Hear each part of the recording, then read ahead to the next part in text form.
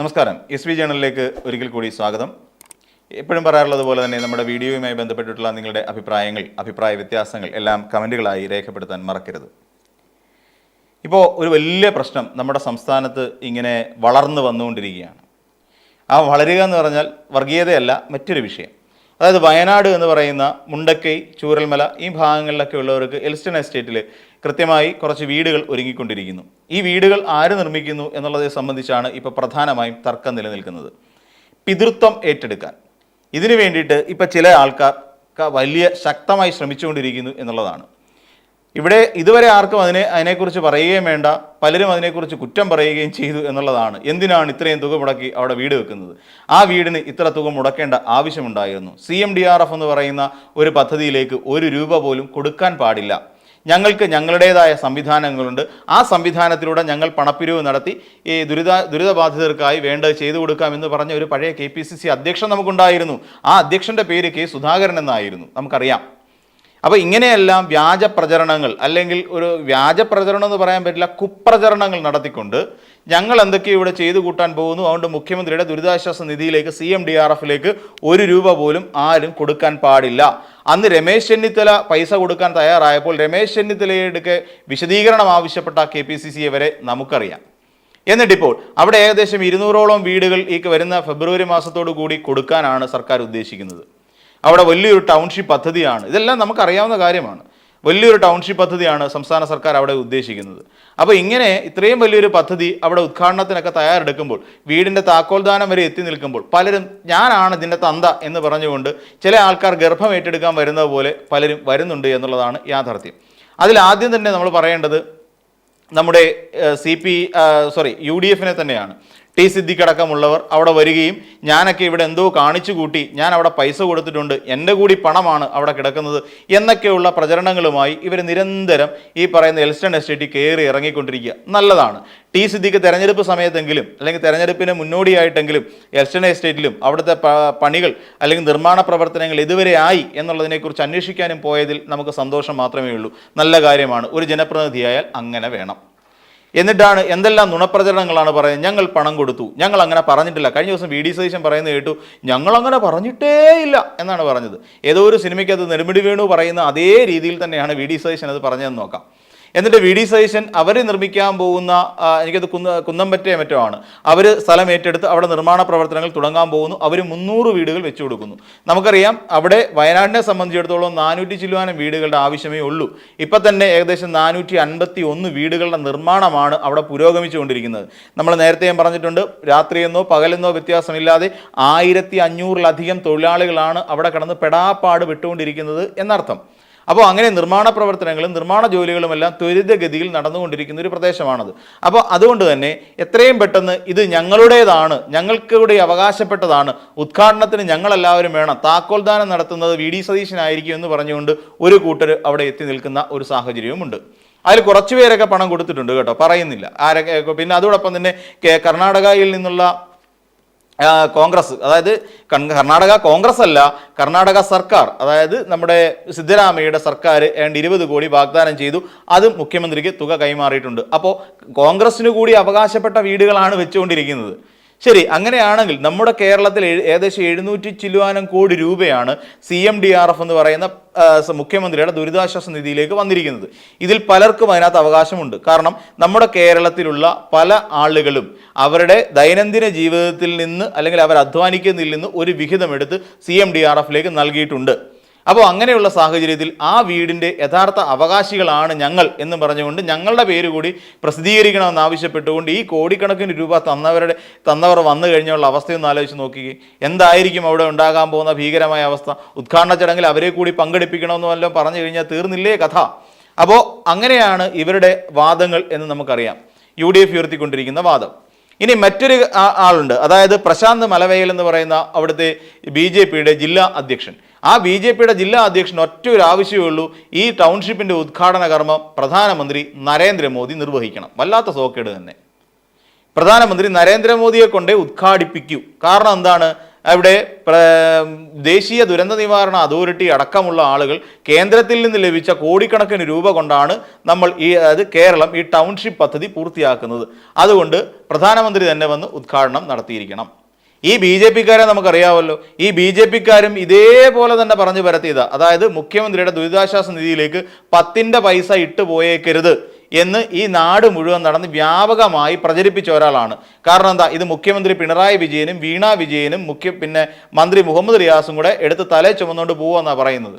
ഇതിനിടയിൽ വേറൊരു കടുത്ത ആരോപണവുമായി വന്നു. ഈ മുഖ്യമന്ത്രിയുടെ ദുരിതാശ്വാസ നിധിയിലേക്ക് എത്തി ഏകദേശം 763 കോടി രൂപ കാണുന്നില്ല എന്ന് പറഞ്ഞുകൊണ്ട് സാമൂഹ്യ മാധ്യമങ്ങളിൽ ഇവരുടെ 3 പേരുടെയും ചിത്രങ്ങൾ വെച്ചുകൊണ്ട് വലിയ പ്രചാരണമായിരുന്നു നടത്തിയത്. കൃത്യമായി ഇതുമായി ബന്ധപ്പെട്ടുകൊണ്ട് സാമൂഹ്യ മാധ്യമ അക്കൗണ്ടുകളിലൂടെ പിന്നെ വ്യാപകമായ പ്രചരണം നടത്തി. അതേസമയം ഇതൊരു പബ്ലിക് പ്ലാറ്റ്ഫോമിൽ കിടക്കുന്ന കണക്കുകളാണ് എന്ന് മനസ്സിലാക്കാനുള്ള സാമാന്യ ബോധം പോലും ഈ പൊട്ടന്മാർക്ക് ഇല്ലാതെ പോയല്ലോ എന്ന് ഓർക്കുമ്പോഴാണ് നമുക്ക് സഹതാപം അവരോട് കൂടുന്നത്.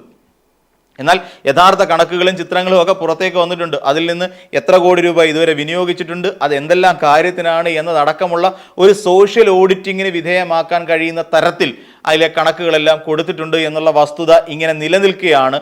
ആടിനെ പട്ടിയാക്കുന്ന തരത്തിൽ ഈ രീതിയിൽ ബി ജെ പിയും അതോടൊപ്പം UDF ഈ നാട്ടിൽ അനാവശ്യം പറഞ്ഞ് കള്ളക്കഥ പ്രചരിപ്പിച്ചത് എന്ന വസ്തുത നമ്മൾ മറന്നുപോകരുത്. ഇതേ ബി ജെ പിക്കാർ തന്നെയാണ് ശബരിമലയുമായി ബന്ധപ്പെട്ട് 2018 ശേഷം ശബരിമലയിലേക്ക് എത്തുന്ന അയ്യപ്പന്മാർ 1 രൂപ പോലും കാണിക്ക ഇനത്തിൽ കൊടുക്കരുത് എന്ന് പറഞ്ഞത്. കാരണം ഈ അയ്യപ്പന് വരുന്ന ഓരോ രൂപ നാണയങ്ങളും സംസ്ഥാന സർക്കാർ കവർന്നെടുക്കുകയാണത്രേ. സംസ്ഥാന സർക്കാർ എടുക്കുന്ന ഈ പണം സംസ്ഥാന സർക്കാർ ജീവനക്കാർക്ക് വേണ്ടിയിട്ട് ശമ്പളം കൊടുക്കാൻ വേണ്ടി പോലും ഉപയോഗിക്കുന്നു എന്നുള്ള വ്യാപകമായ പ്രചരണം വസ്തുത മറ്റൊന്നാണ് എന്നിരിക്കലും ഇവിടെ പറഞ്ഞു പരത്തിയില്ലേ. അപ്പോൾ ഇങ്ങനെ തുടങ്ങി സംസ്ഥാന സർക്കാരിനെ എങ്ങനെയൊക്കെ കഴുത്തിന് പിടിക്കാമോ ആ രീതിയിലെല്ലാം കഴുത്തിന് പിടിച്ചുകൊണ്ടിരിക്കുന്ന കേന്ദ്ര സർക്കാരിൻ്റെ തലവനായ പ്രധാനമന്ത്രിയെ ഇവിടെ കൊണ്ടുവന്ന് ഈ ടൗൺഷിപ്പിൻ്റെ ഉദ്ഘാടന കർമ്മം നിർവഹിക്കാഞ്ഞിട്ട് ഇവിടുത്തെ BJP-ക്കാർക്ക് ഉറക്കം കിട്ടുന്നില്ലത്രേ. കാരണം കൂടുതൽ പണവും അവർ തന്നതാണെന്ന്. ഇനി കണക്കിലേക്ക് വരാം. നമ്മുടെ സംസ്ഥാനത്ത് ഇങ്ങനെ ഒരു ദുരന്തം ഉണ്ടായി. ഇനി നമ്മളെ വഞ്ചിച്ചവരാണ് കേന്ദ്ര സർക്കാർ. ഒന്നേന്ന് പറയാം, ആദ്യമായി നമ്മളെ എങ്ങനെയാണ് കേന്ദ്ര സർക്കാർ വഞ്ചിച്ചത്. ഇവിടെ ഇങ്ങനെ ഒരു ദുരന്തമുണ്ടായി, പച്ചക്കള്ള അമിത്ഷാ അവിടെ നിന്നുകൊണ്ട് ലോക്സഭയിൽ നിന്നുകൊണ്ട് പറഞ്ഞു, സഭയിൽ നിന്നുകൊണ്ട് പറഞ്ഞ എന്താണ്, ഇവിടെ ഞങ്ങൾ മുന്നറിയിപ്പ് നൽകിയിട്ടും സംസ്ഥാന സർക്കാർ ആ മുന്നറിയിപ്പിനെ അവഗണിച്ചു എന്ന് തന്നെയല്ലേ പറയുന്നത്. തെറ്റാണ് എന്ന് പിന്നീട് തെളിഞ്ഞില്ലേ. അങ്ങനെ വീണ്ടും ഒരു കള്ളം പറഞ്ഞു. എന്നാൽ ഇതിനെ ഒരു അതിതീവ്ര ദുരന്തമായി പ്രഖ്യാപിക്കണം എന്നാവശ്യപ്പെട്ടുകൊണ്ട് സംസ്ഥാനം കത്ത് നൽകി. എന്നിട്ടാക്കിയോ? ഇല്ല. ദേശീയ ദുരന്തമായി പ്രഖ്യാപിക്കണമെന്ന് ആവശ്യപ്പെട്ടു. എന്നിട്ട് ദേശീയ ദുരന്തമായി പ്രഖ്യാപിച്ചോ? ഇല്ല. പിന്നെ മറ്റൊന്നുണ്ട്, ഇവിടെ കടങ്ങൾ എഴുതിത്തള്ളുന്നതുമായി ബന്ധപ്പെട്ടുകൊണ്ട് ദുരന്തബാധിതരായ ഏകദേശം 400-ലധികം പേരുടെ മരണത്തിനിടയാക്കിയ ഈ ദുരന്തത്തിൽ ഭൂമിയും വസ്തുവകകളും എല്ലാം നഷ്ടപ്പെട്ടു പോയ കുടുംബങ്ങളുടെ കടബാധ്യത എഴുതിത്തള്ളണമെന്ന് ആവശ്യപ്പെട്ടുകൊണ്ടൊരു നിവേദനം പോയിട്ട് എവിടെയെങ്കിലും അങ്ങനെ ഒരു തീരുമാനം സർക്കാർ കൊണ്ടുവന്നിട്ടുണ്ടോ കേന്ദ്ര സർക്കാർ? ഇല്ല. അതേസമയം ഒരു ഡിസാസ്റ്റർ ടൂറിസ്റ്റ് എന്ന് തന്നെ വിളിക്കാൻ കഴിയുന്ന ദുരന്തമുഖത്തെ വിനോദസഞ്ചാരിയായി നമ്മുടെ കേരളത്തിൽ മുണ്ടക്കൈയിലും ചൂരൽമലയിലും എല്ലാം ഇങ്ങനെ തെണ്ടി നടന്നിട്ട് കുട്ടികളോട് പോലും കപടത കാണിച്ച് കടന്നുപോയ ഒരു പ്രധാനമന്ത്രിയുണ്ട്. ആ പ്രധാനമന്ത്രിയുടെ പേര് നരേന്ദ്രമോദി എന്നാണ്. നമുക്കറിയാവുന്നതാണ്. ഇവിടെ കേരളം വയനാട്ടിൽ വന്ന് നിന്ന് കാണിച്ചു കൂട്ടിയ കോലാഹലങ്ങൾ എത്രത്തോളം വലുതായിരുന്നുവെന്ന്. നമ്മുടെ സംസ്ഥാന സർക്കാരിൻ്റെ ചെലവിലാണ് അന്ന് പ്രധാനമന്ത്രി നമ്മുടെ കേരളത്തിൽ വയനാട് സന്ദർശനത്തിനായി എത്തുന്നത്. എന്നിട്ട് നമുക്ക് എന്തെങ്കിലും 1 രൂപയുടെ സഹായം കിട്ടിയോ? ഇവിടെ അന്ന് ഞെളിഞ്ഞു വാരി നിന്ന ഒരു കേന്ദ്രമന്ത്രി ഉണ്ടായിരുന്നു, പേര് സുരേഷ് ഗോപി എന്നാണ്. ആ സുരേഷ് ഗോപി എന്തെങ്കിലും ഒരു ചെറുവിരൽ നമുക്ക് വേണ്ടി അനക്കിയിട്ടുണ്ടോ? അതും പോകട്ടെ, 2 MP-മാരുണ്ട് വയനാട്ടിൽ നിന്നുണ്ട്. ഒരാൾ ജയിച്ചിട്ട് വെച്ചെങ്കിൽ തന്നെയും വയനാടുകാരെ ജയിപ്പിച്ചതാണ്. ആ 2 MP-മാരും എന്തെങ്കിലും ഒരു സഹായം വയനാടിന് എത്തിക്കാൻ വേണ്ടി കിണഞ്ഞ് പരിശ്രമിച്ചിട്ടുണ്ടോ? ഇല്ല. പിന്നെ എന്തിനാണ് ഇതിൻ്റെ പിതൃത്വം ഏറ്റെടുക്കാൻ വേണ്ടി BJP-യും കോൺഗ്രസും കച്ചകെട്ടി തയ്യാറെടുത്ത് ഇങ്ങോട്ട് വരുന്നതെന്നാണ് ചോദ്യം. ആ ചോദ്യത്തിനുള്ള മറുപടിയല്ലേ അവർ തരേണ്ടത്. ഈ പറയുന്ന പിന്നെ മലവയൽ പ്രശാന്ത് ആണെങ്കിലും ഈ പറയുന്ന UDF ആണെങ്കിലും അതിനുള്ള മറുപടി ആദ്യം ജനങ്ങൾക്ക് കൊടുക്കണം. അതിനുള്ള പിന്നെ തൻ്റെ ഇടം ഇല്ല. കാരണം അങ്ങനെയൊന്നും ഉണ്ടായിട്ടില്ല എന്നുള്ളതാണ് വാസ്തവം. പിന്നെ നമ്മൾ പരിശോധിക്കുകയാണ്. പിന്നീട് നമ്മൾ എവിടെ പറഞ്ഞു, നിങ്ങളൊരു കാര്യം ചെയ്യും, നിങ്ങളുടെ നഷ്ടം എത്രയാണ് എന്ന് ഞങ്ങളോട് പറ, അതിനനുസരിച്ച് തരാം. ഈ പറയുന്ന സുരേഷ് ഗോപി പറഞ്ഞതല്ലേ, നിങ്ങളോട് പറഞ്ഞിട്ടുണ്ട്, നിങ്ങൾ എഴുതി തരുന്നില്ല എന്നാണ് പറയുന്നത്. ഇവിടെ നമ്മുടെ കണക്കുകൾ പ്രകാരം ആദ്യഘട്ടമായി 1202 കോടിയുടെ നഷ്ടം നമുക്കുണ്ടായി എന്ന് കാണിച്ചിട്ട് ആദ്യം ഒരു മെമ്മോറാണ്ടം എഴുതി കൊടുത്തിരുന്നു, വളരെ പെട്ടെന്ന് തയ്യാറാക്കിയത്. എന്നാൽ അത് കഴിഞ്ഞ് വീണ്ടും നമ്മളൊരു മെമ്മോറാണ്ടം കൊടുക്കുന്നു, ഏകദേശം 2221 കോടി രൂപയുടെ നഷ്ടം വിശദമായി കണക്കാക്കിക്കൊണ്ട് കാണിച്ചു കൊടുക്കുന്നു. അതായത് നമുക്ക് വേണ്ടത് 2221 കോടി രൂപയാണ്. ആ പണം ഞങ്ങൾക്ക് തന്ന് ഞങ്ങളെ ഒരു പാക്കേജ് ആയിട്ട് പ്രഖ്യാപിച്ചുകൊണ്ട് ഞങ്ങളെ സഹായിക്കണമെന്ന് സംസ്ഥാനം ആവശ്യപ്പെട്ടു. എന്നിട്ട് എന്ത് ചെയ്തു? അതിൻ്റെ 10-1 തുക പോലും നമുക്ക് നൽകിയില്ല. 250.56 കോടി രൂപയാണ് നമുക്കിവിടെ തന്നത്. അപ്പോൾ ഇത് തന്നിട്ട് പറഞ്ഞ് നിങ്ങൾ ഇതുകൊണ്ട് ഉപയോഗിച്ചോളൂ. അത് എവിടെ നിന്നാണ്? SDRF-ൽ നിന്ന് എടുത്തിട്ടാണ് തരുന്നത്. അല്ലാതെ കേന്ദ്ര സർക്കാരിൽ നിന്ന് നമുക്ക് അനുവദിച്ചു തന്ന ഫണ്ടല്ല നമുക്ക് കിട്ടിയിരിക്കുന്നത് എന്ന് വ്യക്തം.